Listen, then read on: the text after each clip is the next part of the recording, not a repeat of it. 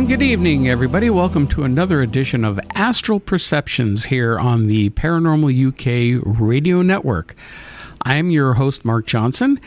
I have a guest for tonight, and to introduce my guest, we're speaking tonight with Karen Furr. Now, Karen, welcome to the program. Well, thank you. I'm glad to be here. Now, I had the pleasure of attending a class with Karen a while back, and we definitely are going to be talking about that subject during tonight's show. But Karen, could you, just for the listeners, tell us a little bit more about yourself and your background? Oh, sure. Well, actually, you can check me out on my website at spiritdrum.org. And you can go there and learn about me. But I'm 68 years old. I've had an extraordinary life. In the context of that, I've been a nun. I'm currently a Catholic priest in the independent Catholic movement. I'm a shamanic practitioner. I rescue dogs, and I live in the desert Southwest. I have a master's degree in social work, and that was part of my ministry for many years. I worked extensively with abuse survivors, domestic violence survivors, women and children who are fleeing really desperate situations. The work that I do now is, besides being a priest, my healing work is primarily within the shamanic context. I am a Reiki master also, and I incorporate that in my practice. I teach shamanism. Mark was in my class last year, and I love life, and I'm glad to share that with whoever is listening. Now, one question I would have for you, and I'm sure some people in the audience would have for you, being that you're a former member of the Franciscan Sisters of the Poor, and you've been ordained in a priesthood with the Independent Catholic Church, not to be confused with the Roman Catholic Church. How would you tell people who might think that there's a conflict there in terms of coming from things from a Catholic Christian background and coming from a shamanic background? Well, my background is not only the Jesus path. I mean, I have wandered through many traditions in my 68 years. And what I've learned is that at the core of each one of those traditions, it's all the same. There is no difference. There is no separation. And as we're in a new paradigm of oneness, I think more and more people are starting to experience that. I know when I was a Catholic nun, I was called into shamanism. I've had initiations. I mean, it was just a very powerful time in my life, and I had to ask myself the same question that you're asking me: how does that fit? And what I came to understand was that it's myself that had drawn the distinctions between this tradition and that tradition. I'm the one that decided that there's separation. I'm the one that decided that, I came into Christianity the second time around very fundamentalist. And I had the mindset, God said it, I believe it, that settles it, but I'm the one who did that, not God as we know God, and, the source of all being. My life to me has been a blessing that I went through all of that, so that I am at a place where I'm really comfortable at anybody's table, because it's at the core, at the most important part of our faith traditions and our spiritual traditions, there is no separation. And, a lot of people are experiencing that today because, like I said, we're in this new paradigm, and all of these institutional things really aren't working like they used to. I mean, do you understand, and I get a lot of calls from people, and there's a basic underlying question. I'm having these experiences. Am I going crazy? And it's like, no, you're not. You're just awakening. And so many people are letting go of the institutional churches, institutional educational systems, into institutional governments. I mean, look at the chaos we're in right now with our government. And because we are realizing there's something else, there's something more expansive to those traditions than what we were taught. And so, to me, there's no separation. It's all at the most important. It's all the same thing. Well, that's what drew me towards learning more about shamanism as well. Yeah. Because I've always been attracted to first Native American philosophy and spirituality, but also just in general different cultures around the world who all have shaman roots in terms of dealing with the spirit world or dealing with other energies that we look at. And modern science and modern religion, everybody looks down on it thinking, oh, it's primitive pagans, they don't know what they're doing, and it's all bunk. And yet what they don't realize is they're more in touch with reality, as I call it, than we are. Yeah, yeah. You know, as you were saying that, I just had this thought. It would have been extraordinary had the early spiritual people, the early shamans or medicine people, whatever, if they had taught the rest of the community how to do that, and not kept it an exclusive thing. You know, back in the old indigenous cultures, there was that one or two people in the community, and they were the ones that were in touch with the spirit world far more than the rest of the community members. And wouldn't it have been great if they could have just, you know, got everybody together and said, I'm going to teach y'all how to journey, or I'm going to teach you how to, you know, and really opened it up, because that's what's happening today. You know, it used to be, and I'll use the Christian tradition, it used to be hundreds of years ago that, you know, there were some saints and they were totally in touch, you know, and then there was the rest of humanity. Well, that's shifted. We are all called to that depth of spirit now. You know, we're all called to realize and recognize and walk in what can seem like the multiple realms, you know. Well, and it seems to me that a lot of indigenous cultures, the people in general, were more in touch with the spiritual types of energies or the different types of realities that are out there. But you're still right in that most of these societies only had a couple of people who dealt with and interacted with these realms on behalf of the people, where today it's more of a personal journey. In fact, I always look at that as spiritualism in general. Yeah. And even religion, I mean, especially organized religion, you have your hierarchy in the religion. In Roman Catholicism, you have the Pope and the cardinals and bishops and everybody that come down below that, I mean, down to the priests, and then the regular average person still has to look up to the priests as being more on high, connected to God, and that's not true, you know. That is so not true. Yes, especially now in the modern Catholic Church and the problems they're having. Yeah, yeah. You know, our church doesn't do that at all. When I was asked to consider being the pastor of our small community, my response was, I will do the sacramental ministry, but this is your parish. And I have a complete non-hierarchical viewpoint of priesthood and what that means. As a matter of fact, and I'll just, you know, in our Mass on Sundays, as the presider, for you Catholics out there, you'll relate to this, but there's a point in the Mass where the presider or the priest consecrates the bread and wine, and then through transubstantiation, blah blah blah, that becomes the body and blood of Jesus, you know, and I ask everyone to pray that prayer with me.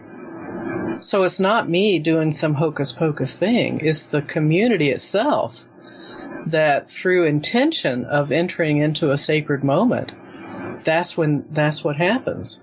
So, there are Catholic movements out there that are that love the Eucharist, but don't do the hierarchy. And I grew up in a Presbyterian church, and pretty much in my 20s, I started moving away from that because I just wasn't feeling that connection and being drawn more towards a spiritual and the shamanic path. And even though I've stepped off that path several times in my life for many years, and now within the last couple of years, I've really been trying to get back to my roots, I should say, and learning more about it, and especially with the with learning through the shamanic healing practices. Yes. And now you are a shamanic healer, and how long have you been working as a shamanic practitioner? Oh, I would say probably since, the first time I actually knew what it was right around 2000. But I've been doing this my whole life, connecting in ways that people around me thought I was kind of nuts. It's just been kind of a lifelong path. I entered the Franciscans back in 1980, 79 and 80. So I was a nun for almost 20 years before I could at least label the direction that my life seemed to be going in. And someone at one time said, well, Karen, maybe you should check out shamanism because it seems like that's what you're doing. And so I looked up what it meant. And then I thought, well, if I'm going to really explore this, I need to at least do something about that. So I signed up for a workshop with Dr. Harner on basic journeying, and had an extraordinary experience during that time. And it felt like coming home. And it was in that initial workshop that I realized that this is what Jesus was all about. And so it just fit. It just fit wonderfully. There's the Wikipedia or Webster's definition of what shamanism is, and it's a relatively newer word in the English language. Right. But what does shamanism mean to you in terms of its definition? It's going to be broader than some of the more traditional shamanic understandings. Shamanism, as you know, is a system of direct revelation, which means that we have direct access to source, and we don't need to go anywhere else to get that. Jesus taught that.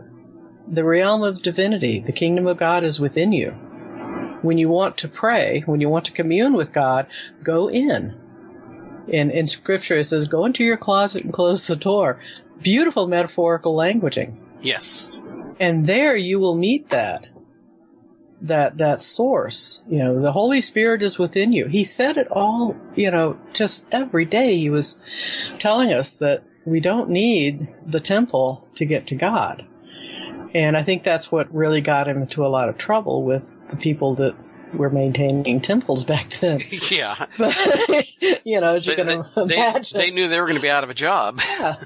So for me, shamanism is that direct access to source. Now, within that, once we recognize that we have that direct access, we don't have to go looking for it anywhere. It is within. What that frees us to experience then is the connection with helping spirits, the connection with the unseen world, the connection with the entire cosmology. And so all those other things that people say this is what shamanism is or isn't, it's all within that umbrella of we have direct access to source. And for each person, that's going to be different. That's going to be experienced different because, in the beauty of our oneness, we are also unique. And that's the gift that we bring to that oneness, is that aspects, the multitude of aspects.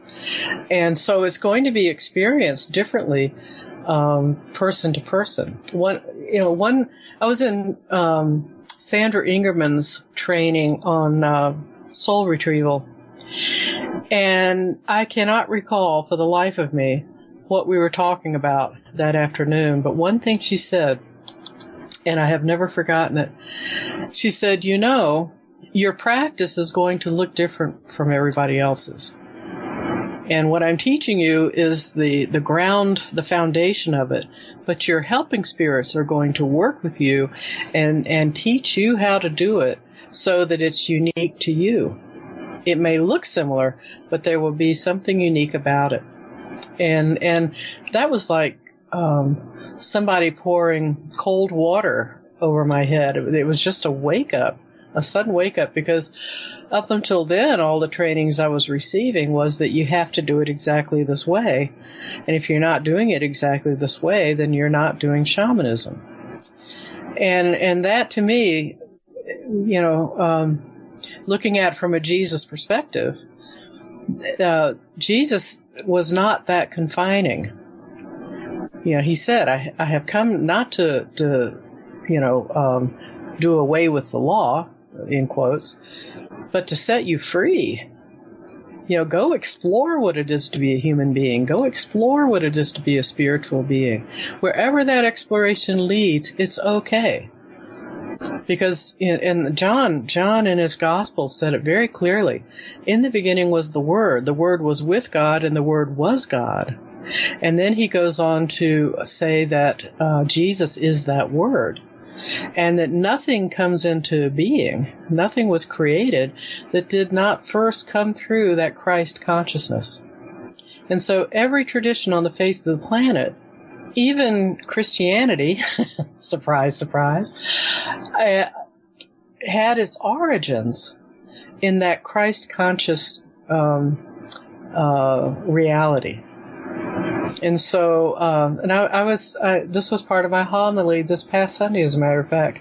When the Hopis received their teachings, when the Mayans received their teachings, when White Buffalo Calf Woman came to the Northern Plains people, that came through that experience of Christ consciousness before it manifested into physical reality. And so it's all, there's no difference. And at the root of it, it's all the same thing. And that's the beauty of it.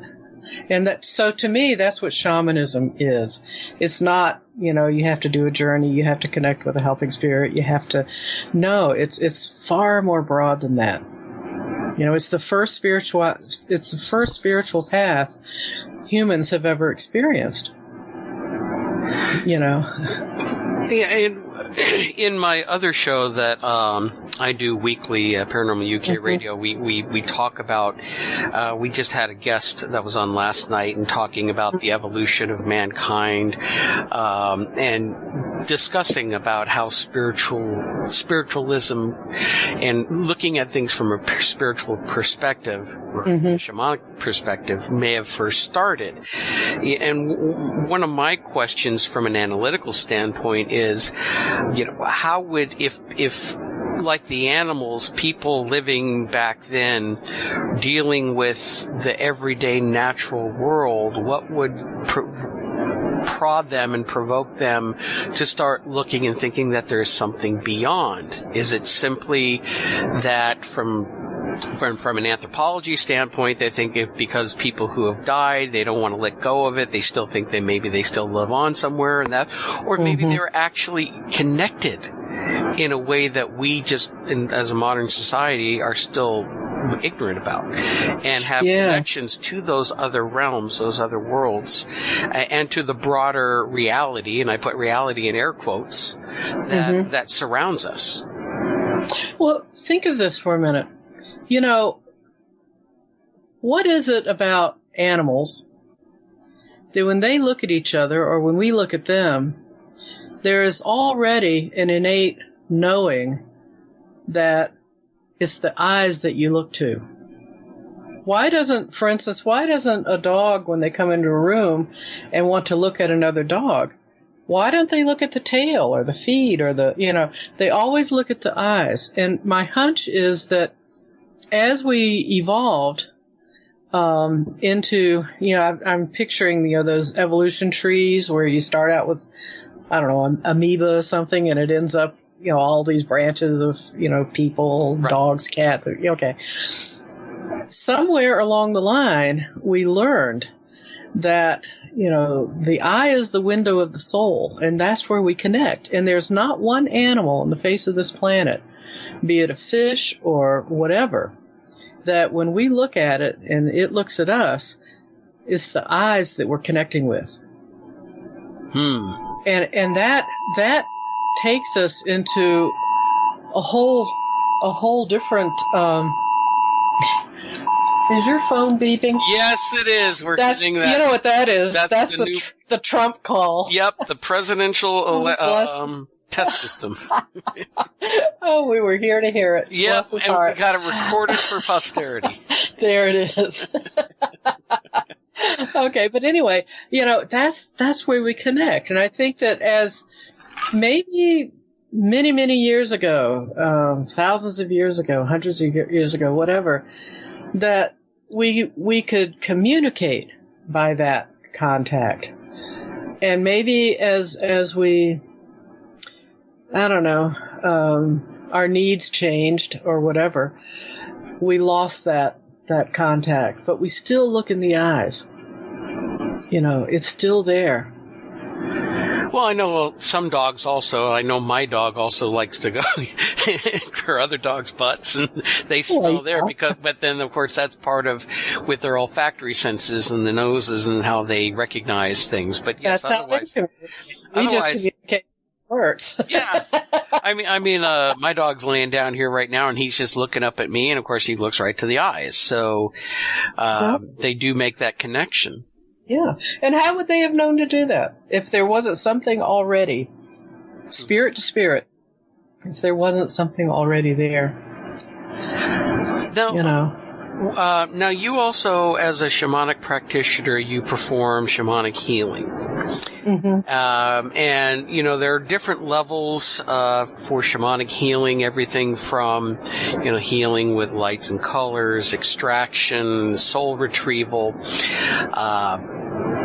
But the one that and one of the reasons why I wanted you on today to talk about that, mm-hmm. a lot of people aren't aware of. In fact, I know that there are a lot of practitioners who train that are afraid to take this class, mm-hmm. To learn about compassionate depossession.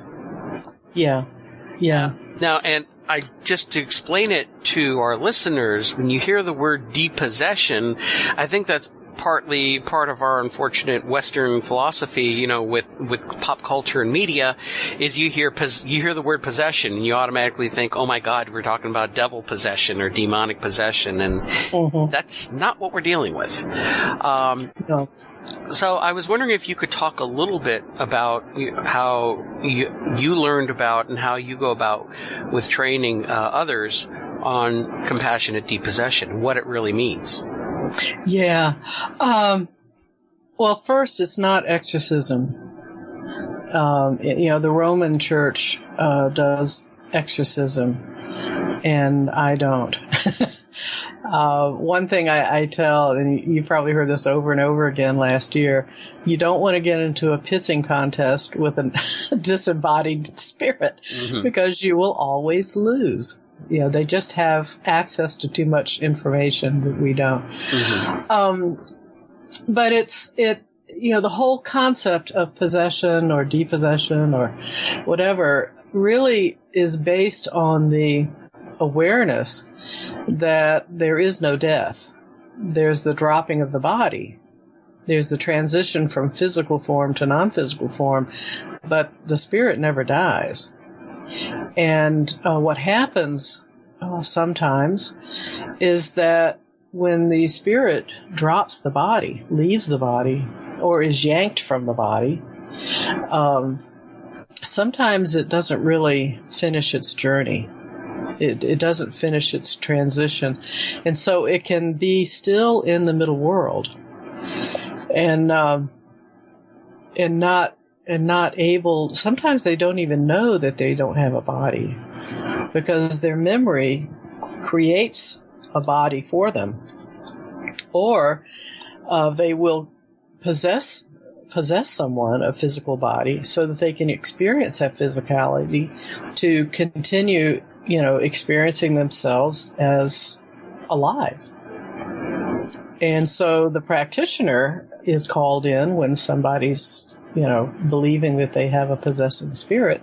And we can talk about what that feels like, but the practitioner is then called in to help that spirit, one, recognize that it's in somebody else's body, but two, to recognize that it has not finished its own transition, and then three, to help that transition take place. So it's really it's based in compassion, not in adversarial confrontation. Right. And yeah.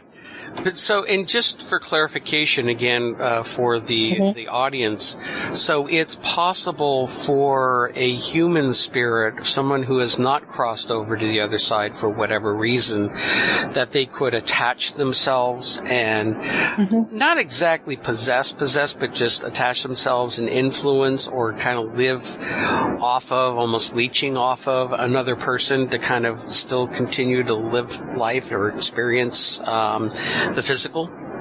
Oh, yeah. Possession, and I use that right after you said there's no possession, but, possession doesn't have to be in a complete immersion into somebody else's body. It can be like you're describing, an attachment. As long as it's in our energy field, that can be, it can be an attachment. And I'll give an example. I trained with Betsy Bergstrom in Seattle, and in one of our sessions, one of the workshops I was at, we were depossessing one another.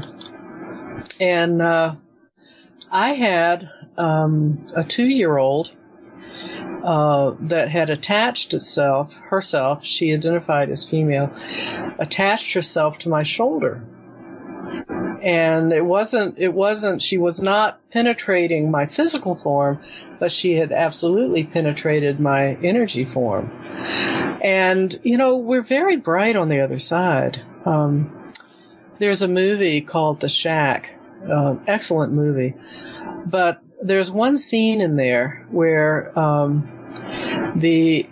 the character of God or goddess or whatever you call that ultimate divinity wants to show the main character, what does God see when he or she looks at, or it looks at humans. And the film captured it perfectly, but all of these light beings came walking through the field, and it was all these humans, but through the eyes of divinity. They were just light beings. And so from the other side, we're very warm, we're very bright. Those of us who are in healing practices or doing spiritual work are very, very bright. And there's so many beings out there that what they're looking for is warmth and comfort. And so they attach themselves to these warm, fuzzy, light beings, us, and it can become problematic. But not to them. They're just looking for love and looking for warmth and looking for safety and comfort. Like this little 2-year-old. Come to find out, this was the result of an automobile accident. I happened to be moving through that area where that accident occurred. I was warm and fuzzy on the other side, and boom, this little spirit came, and that's all she was looking for. And so we helped her move into what I call it moving into the light, but really finishing her transition so that she could continue her spiritual evolution. And we went on. And my shoulder felt better after that, Well, I remember when I was going through training with Jim and Roxanne at Sacred Hope Ministry, one thing that they said that relates to this always stuck out to me. They talk about how, let's say you have somebody who's an alcoholic in life and they've died and they still crave that sensation. They haven't moved on. They may attach themselves to somebody else to continue to experience. And Roxanne always had this saying that, when you go out and drink, the first 2 drinks are for you. But if any other drink you have after that, you're drinking for somebody else. Yeah. In terms of being used and influenced by this attaching spirit to continue to live vicariously through you. That's the assuming that you have that spirit attached to you. But yes, you're absolutely right. When people die, and how they move through that transition really is determined a lot by how they were taught about the unseen world. And for instance, a lot of more rigid Christians believe that anything that's unseen is evil. And so can you imagine, you're driving down the road and all of a sudden, boom, you're out of your body. Maybe somebody broadsided you, whatever it happened to be, but boom, you're out of your body. And your belief system kicks in and says, oh my God, everything in the unseen world is evil. Well, the very angels that come to help with that transition are going to appear like demons. Because that's the belief system that person carries into that experience. People that don't fear death and people that have an understanding of the infinite and ultimate compassion and love of the divine don't experience that because they know. They know, and they don't experience that. But there are some that do. Sometimes if someone is yanked out of their body and they haven't had the time to prepare for that departure, they don't realize that they're dead. And so, yes, they do carry some of those impulses that the immediate out-of-bodied spirit, they do carry those impulses, and all of a sudden they're craving a cigarette or they're craving dare I say it, beer. And then they find somebody that is engaging in that behavior. And like I said, warm and fuzzy, in they go. I want to experience this drink, so I'm going to possess this body. And it's not, I don't think it's an intention on the part of the spirit to actually possess. There are some spirits out there that's what they believe their life job is to do. But just like with addiction, it's just wanting that, craving that. And so they enter these bodies that are drinking or whatever. And they can continue that behavior. And then being in a denser energy field, like a physical body, they don't have the opportunity then for their own spirit bodies to lighten so that they can move into the light. So they're stuck there. And then on the physical side, the friends are seeing this person go downhill very quickly. Their behaviors might change, their attitudes might change, sometimes even their speech may change and take on the characteristics of the possessing spirit. And then, then they get the message, you're not yourself. Yeah. And then hopefully at some point they seek out someone who can do an assessment and say, well, you do have, a spirit that's occupying your physical and spiritual form.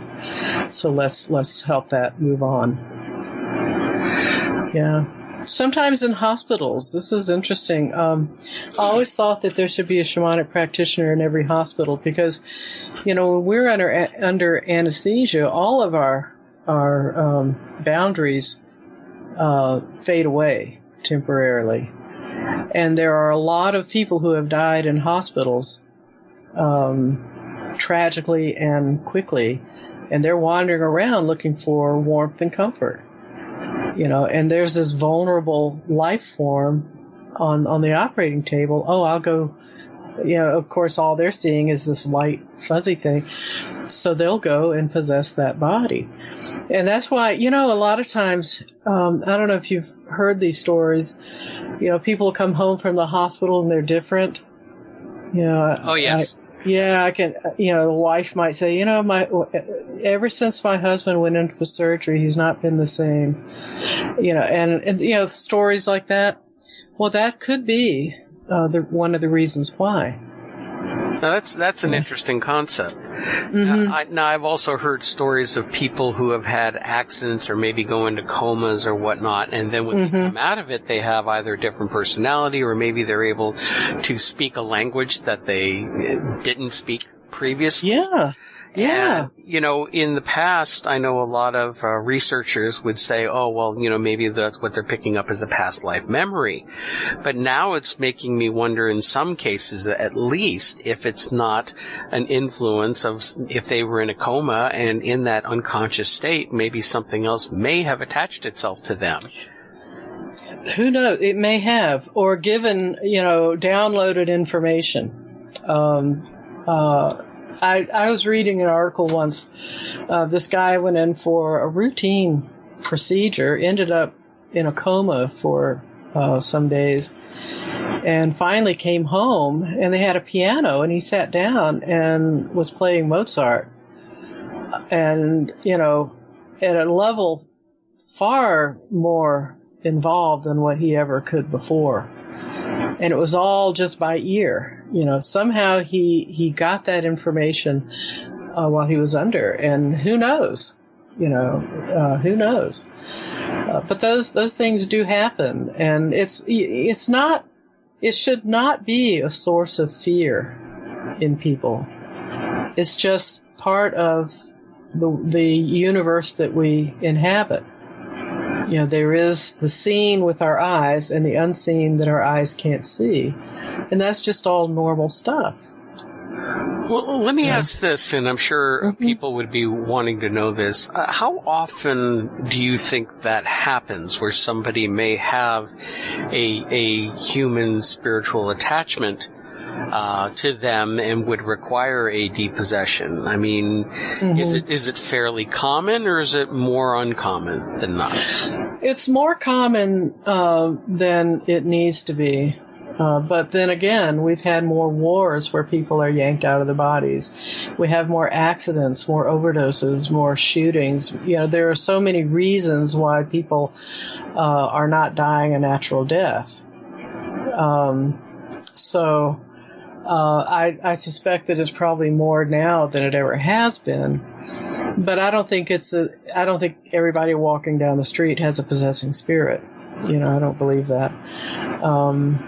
I used to, when I would teach it years ago, I came into class with the assumption that everybody has a possessing spirit.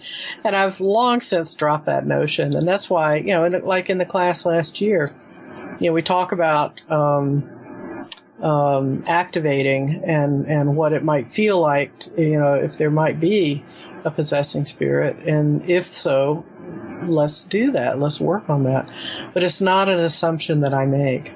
And sometimes people will call me and say, I do a lot of work over the phone. I will not do depossessions unless I'm with the person physically, but we do a lot of consultation over the phone. And, they might say, well, I feel like I'm possessed. And in talking with the person, it really isn't a possession. It's just something else that we need to work on. Mm-hmm. But remember, we're in a culture that tries to find the blame out there somewhere. And so the easiest thing, if something's going wrong in my life, the easiest thing is, well, maybe I'm possessed. Maybe there's something out there that is the problem,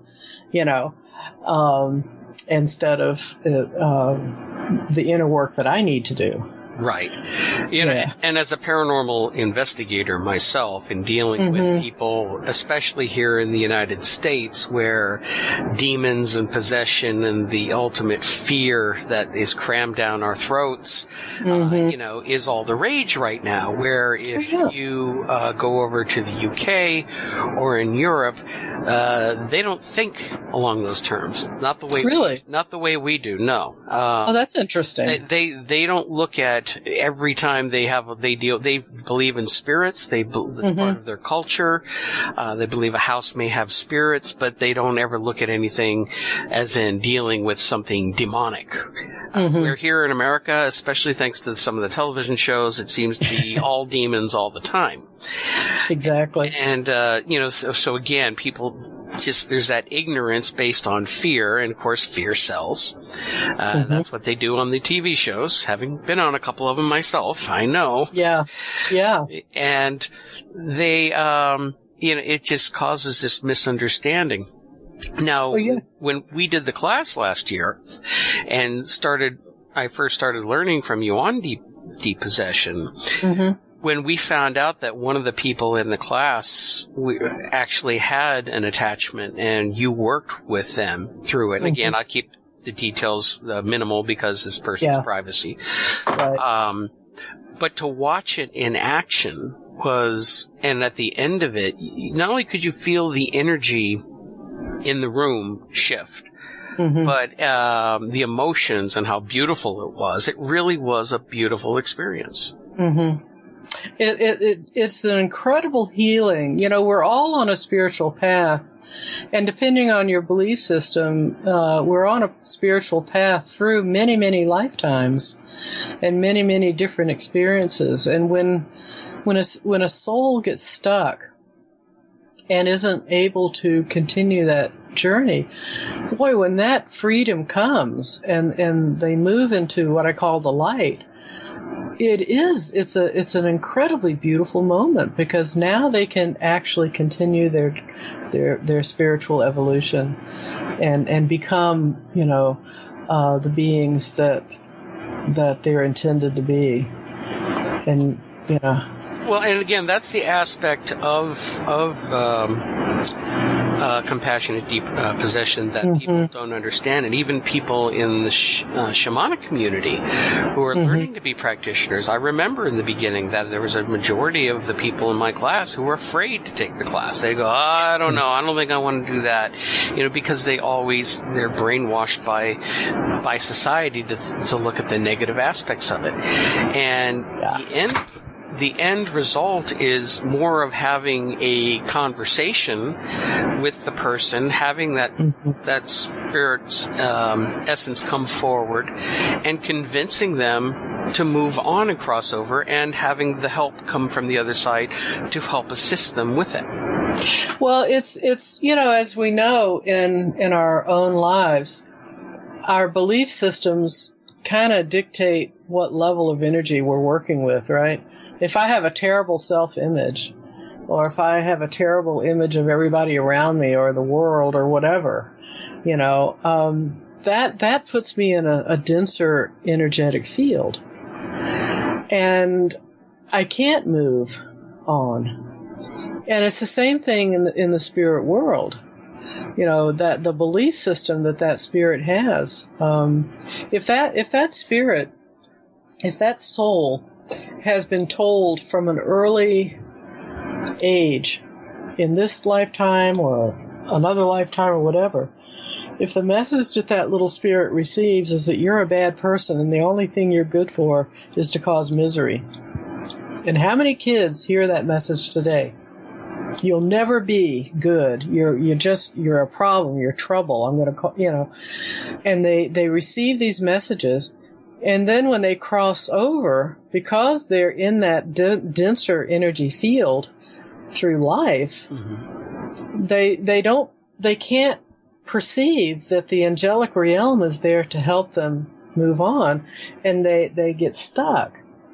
And then they go lifetime, they find if I'm given the message that all I'm good for is to cause trouble, I'm going to go cause trouble because that's what I'm good at. And so you get these spirits that are out there causing trouble, not because there's something inherently evil about them. It's because somewhere along the line, they have come to believe that that's their job. Yeah, and I even look at the terms good and evil being more man-made constructs anyway. I mean, there are certain positive and negative types of energy, but I always revert back to the natural world and even look at the animal world, where if you really take a look at nature, there is no evil in nature. There is no evil, there is no good, there just is. That's a good point, yeah. I mean, the cheetah eating the gazelle might think the cheetah's evil for killing it and eating it, but that's a matter of perspective. Where the cheetah is surviving and raising its family and its young and training people and moving forward at that point. And looking at it, take it a step further too. The cheetah is giving the gazelle the opportunity to feed multiple species. The buzzards, the ants, that whole circle of life continues. One's not better than the other. The eater is not any better than the eaten. No, because it all provides, for the circle of life, the web of life. Yeah. But is the mosquito evil for wanting to suck your blood and take off, and you get nothing out of it? It's a parasitic relationship, and yet it's doing what it needs to do to survive.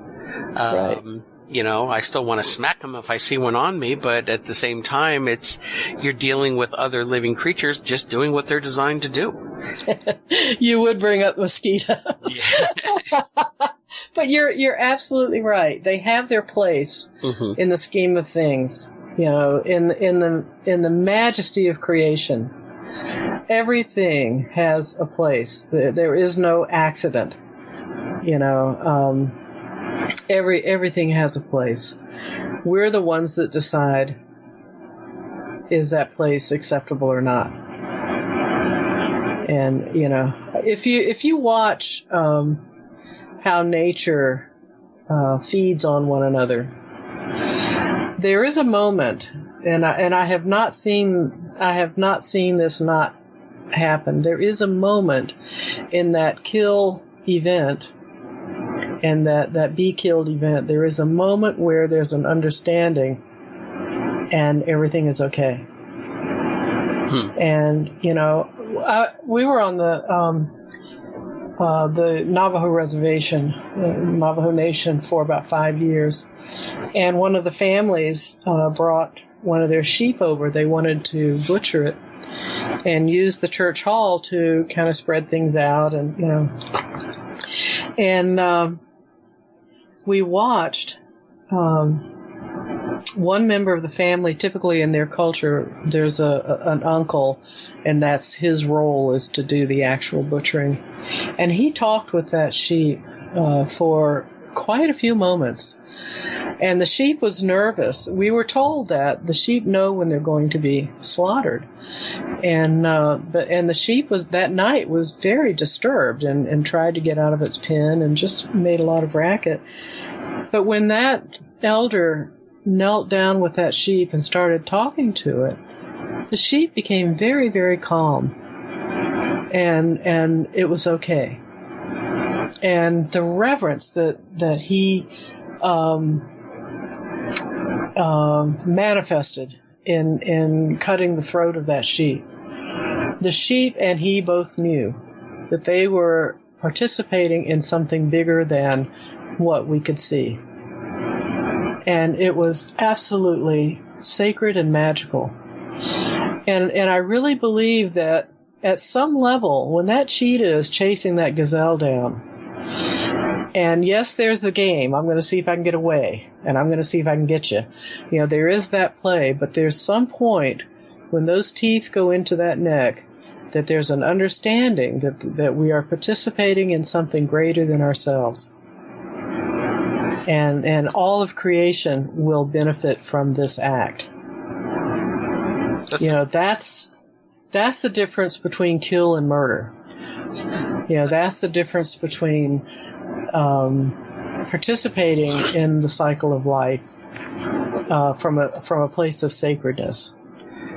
See, that is a very profound statement for me, and it's something I think I needed to hear too, because when we try to reconcile, or I try to reconcile the times of, food, how we eat, what we eat, trying to eat healthier these days, and but what we are, as we're omnivores. I know a lot of people choose to have a vegan lifestyle. They won't do animal products, and that's fine. That's for them. I enjoy meat, and at the same time, I also feel bad of where it comes from and how it's processed, and how to look at that from a more shamanic perspective. And the way you just described it's more understandable, more magical, and peaceful, with the understanding of this is that life process. Now, humans have a hard time understanding it, because I know I'm compassionate. I live in the woods, so I have a lot of animals come through here: deer, bear, foxes. I had a raccoon on my porch the other night, and with these, I grew up, my dad taught me how to hunt. And thankfully my dad taught me very respectfully how to hunt, but it still was going out in a more Western style way of hunting and killing. And I learned more with some of the native aspects of it, with the respect that they have, and like you just mentioned with the Navajo elder talking with the sheep, doing that communication, that bonding and understanding, before moving forward with the kill. It seems like a much healthier process to me. Well, even with Western style hunting, if you're hunting for food, you can do a journey. This is where the shamanism comes in. You can do a journey to elk, for instance. We have a lot of elk around here, and people hunt elk. You can do a journey to elk. And in the journey, set the intention that you're going to encounter the elk that will come to you to give itself for your nourishment. And the nourishment of, when you leave everything out there, the nourishment of other creatures. But you can journey to that elk and have that conversation, so that when that elk does come to you, when we're hunting, we think we're the ones that go find it. Well, I have a feeling that, I don't know if they get together on Twitter or not and say, okay, who's going to do it, But, you can have that conversation. And then when that elk appears, you have a relationship already established with that. And you can have that compassion and that mutual love for one another, that we are participating in something greater than just this. So that when you pull the trigger or pull the bow, or however you do that hunt, you're doing it from a place that is sacred and not just, sports. But yeah, there's some things you can, the whole idea for me, and this is just my way, but the whole idea of having the conversation, like I said earlier, there are a lot of spirits that don't even believe that they died, or have a belief system that's keeping them bound in the place that they're bound. The whole idea of the conversation is to help them realize that they're dead, but two, that they are working in a belief system that is not helpful for them. And that's why, in the class, I sometimes I'll say, look at the body that you're in. Is that your body? And sometimes that's the first time they've really come to see that, no, it's not my body. And then it's like, oh my God, what happened to my body, And then there can be that conversation, and it's just a way to engage that spirit in a change in what they're believing. What happened to your body? I don't know. Well, where was it last time you remember? It was in the car. what happened to the car? Well, somebody hit the car. You can piece together that, and that helps the spirit. It's not for my own entertainment or the entertainment of the person that I'm working with, the physical person I'm working with. It's really, when you sit down with a client that has a possessing spirit, when you start the depossession, then your client is that spirit. And so it's a matter of just talking with that spirit and helping it realize that the belief system that is sustaining it in that body is a denser belief system, and it doesn't work. And as their belief systems change, I don't know if you remember, one of the questions was, do you see a light in your center or in your heart? And sometimes they'll say no, or it's very, very dim, but I can see a little flicker there. Well, as that conversation goes on, and they come to realize that, okay, I'm in somebody else's body. There's somebody here that's going to help me. There's the angelic realm around me I'm starting to see. All of a sudden they can start feeling a little safer. Well, that light's going to get bigger. And what that is telling me is that their vibration is rising. And the goal is to get it to rise to a point where it can no longer sustain itself in the physical form. It's too light to be bound by a physical body. And so they just naturally start to drift out. And if you remember, I will say to the physical person, do you feel it moving? And they'll say, yeah, I do. Okay, we'll just let it continue to move. It's just, it can't do anything but that, And then it gets to a point where it's so light that it can move into the next realm, into the light. But the goal of the conversation is to help it get to that point. Fantastic. If I have a belief system that's not serving me, the best way to understand that is to talk about it. Well, and so that's the same principle. The only difference between a possessing spirit and me is that I have a body and they don't. Right. True. Well, we have run out of time. That's the only difference, Karen. I think I said this in your class. We were talking about the nature of, demons and, whatever. Mm-hmm. And I said, well, if I stub my toe, I'm not a happy camper and nobody wants to be around me for a little while. Same thing. That spirit was hurt and is suffering. And so let's alleviate the suffering and help it, move into a place where it can experience being truly what it's meant to be. Fantastic. Yeah. Well, Karen, unfortunately, we've run out of time, and we definitely could have kept going on this one. So, well, let's do this again. Definitely. I want to thank you so much for coming on. We're talking with Karen Furr. If you want to learn more about Karen, you could go to her website at spiritdrum.org. She also is a shamanic healer, and she has ways to contact her there. And is there anywhere else that people can find you?